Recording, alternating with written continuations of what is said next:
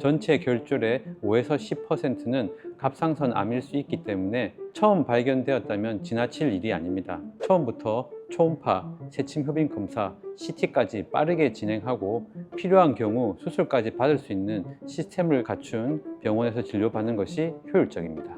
갑상선에 혹이 있다고 들으셨다면 무작정 걱정하시기보다는 정확한 검사와 함께 치료까지 할 수 있는 병원에서 시작하는 것이 안전할 거라 생각됩니다. 안녕하십니까? 좋은 강한병원 갑상선 내분비외과 김동일 과장입니다.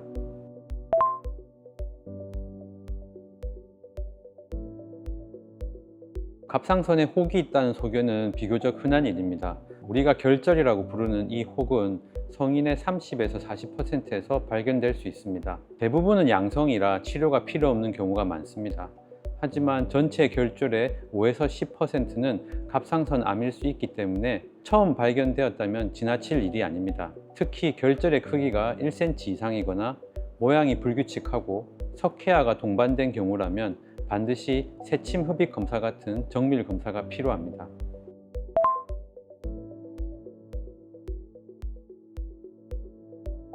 갑상선 암의 대부분은 무증상으로 건강검진을 통해 발견되는 경우가 많습니다. 혹이 만져지거나 목소리가 변한다고 해서 모두 다 암은 아니지만 갑상선 암이 진행된 경우에는 암이 커져서 만져질 수도 있고 성대로 가는 신경을 침범하였을 때는 목소리가 쉬거나 변할 수도 있습니다. 또한 갑상선 바로 뒤에는 식도가 지나가므로 암이 진행된 경우에는 음식물을 삼키기 힘들거나 눌려져서 목에 걸리는 느낌이 들 수도 있습니다. 이러한 증상이 있다면 초음파 검사를 통해 갑상선의 이상 유무를 확인하는 것이 좋습니다.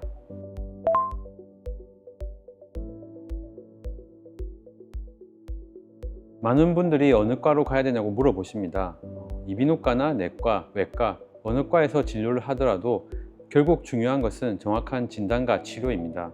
만약 갑상선 암으로 확진되면 수술과 후속 치료까지 가능한 곳에서 진료를 해야 합니다. 그러므로 갑상선 암이 의심되는 상황이면 처음부터 초음파, 세침흡입 검사, CT까지 빠르게 진행하고 필요한 경우 수술까지 받을 수 있는 시스템을 갖춘 병원에서 진료받는 것이 효율적입니다.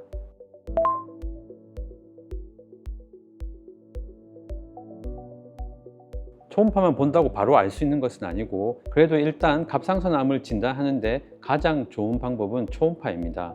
초음파에서 결절이 주변 갑상선 조직에 비해 더 어둡게 나타나는 경우, 그리고 모양이 이 폭보다 높이가 더 높은 모양, 결절의 경계가 불규칙한 경우, 그리고 미세 석회화가 있는 경우에 악성을 의심해 볼 수 있습니다. 이러한 소견을 나타내는 결절에 대해서는 가는 주사바늘을 찔러 결절 내부의 세포를 빨아들이는 세침흡입 검사를 시행합니다. 이 세침흡입 검사에서 암으로 진단되면 추가적인 CT 검사를 시행해서 림프절 전이나 다른 장기의 전이 유무를 확인하게 됩니다.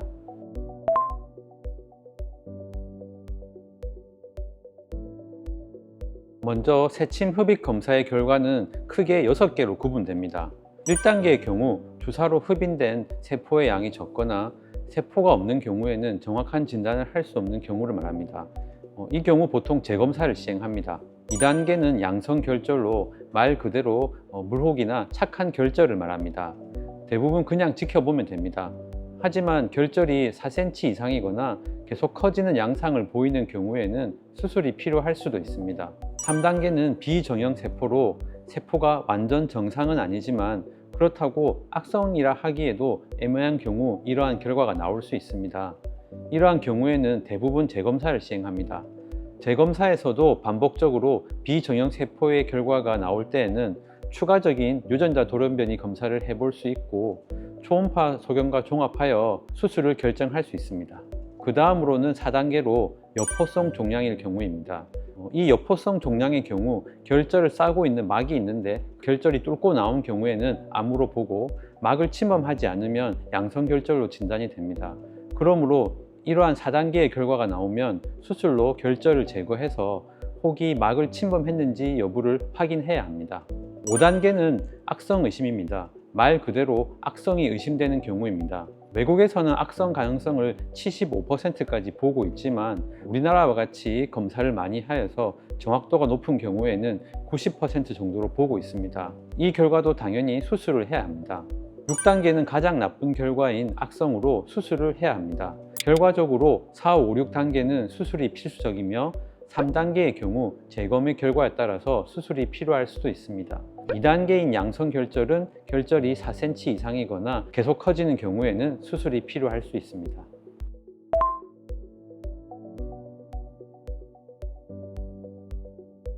보통 수술을 시행하기로 결정이 되면 CT를 찍어서 전이 여부를 확인합니다.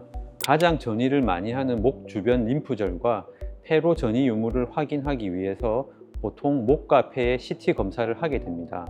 MRI의 경우 식도나 기도 쪽에 주변 장기로 전이가 의심되는 경우에는 추가로 시행하게 됩니다. PET-CT는 측경부 림프절 전이가 있거나 폐 전이가 의심되는 경우에 추가로 확진을 위해서 시행하게 됩니다.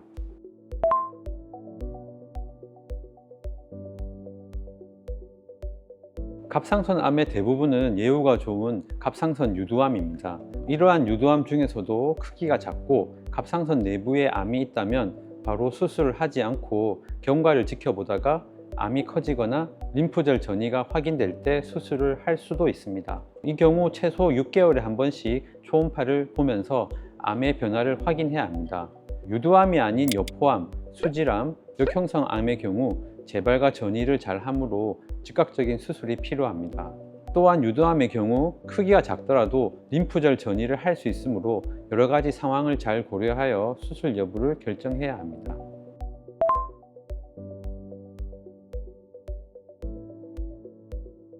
진단을 받았다고 해서 무작정 큰 병원을 가는 것이 능사는 아닙니다.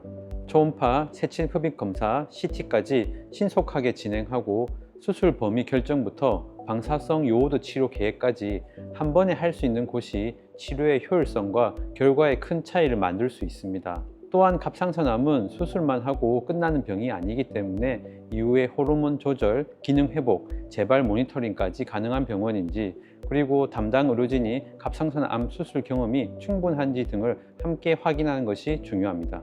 갑상선암은 생존율이 높은 암이지만 진단이 정확해야 수술 범위도 정교하게 결정이 되고 이후 회복도 빠르게 이어집니다.